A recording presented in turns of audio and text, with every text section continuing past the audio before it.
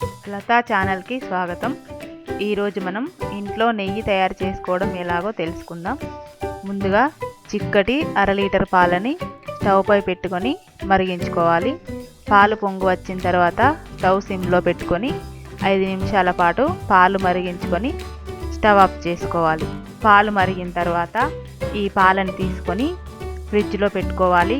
పొద్దున పెట్టుకొని సాయంత్రం ఈ పాలను ఫ్రిడ్జ్లోంచి తీసుకొని పైన కట్టిన అట్టును చేయితో నెమ్మదిగా తీసుకొని ఒక గ్లాసులో వేసుకోవాలి.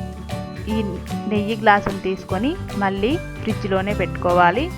ఇలాగే రోజు తీసుకుంటూ గ్లాసు నిండేంత వరకు ఇలాగే చేసుకోవాలి.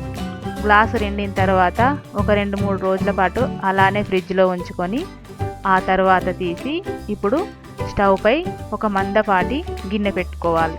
అందులో మనం ఇంతవరకు జమ చేసి ఉంచిన అట్టుని ఇందులో వేసుకొని స్పూన్తో కలుపుకుంటూ ఉండాలి.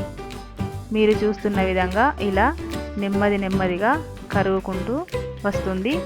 దీన్ని ఎప్పుడు స్పూన్తోనే కలుపుకుంటూ ఉండాలి, లేదంటే అడుగు అంటుకుంటుంది.